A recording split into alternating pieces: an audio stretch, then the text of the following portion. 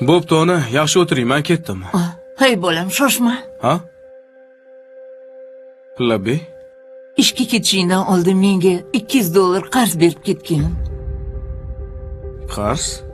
Ha, qarz. Nima qilasiz uncha pulni? Gapga berishim bor edi, keyin ustimga bu narsa osanmikin deb atuvdim. Bo'pti. Qachon qaytarib berasiz? Qaytaraman. Pensiyamdan bo'lib qaytaraman bola. Bo'pti. Hozir olib chiqaman.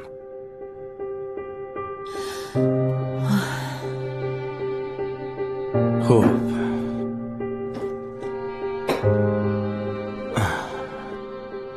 Mana. Faqat vaqtida qarzingizni uzasiz. Kelishdikmi? Albatta qaytaraman.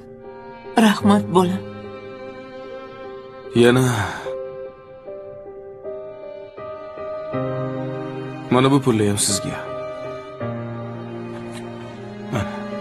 Voy, buncha ko'p pul nimaga? Men sendan faqat $200 so'ragandim. Bu meni qarzim.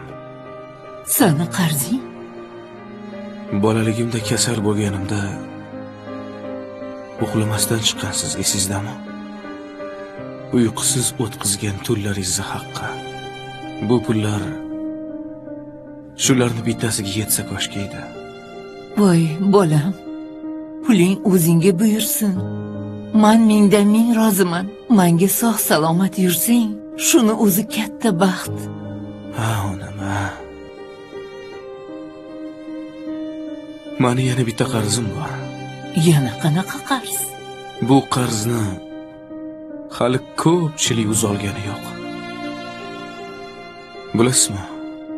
Menga o'xshagan farzandlar mana shu ikki og'iz gapni aytishga uyalishadi. O'zi ikki og'iz gap. Nimaga? Sizni yaxshi ko'raman degan gap. Men ham seni yaxshi ko'raman. Onam, siz mendan qarz so'rab o'tiribsiz. Aslida haqiqiy qarzdor farzandlar emasmi? O'tinib so'rayman.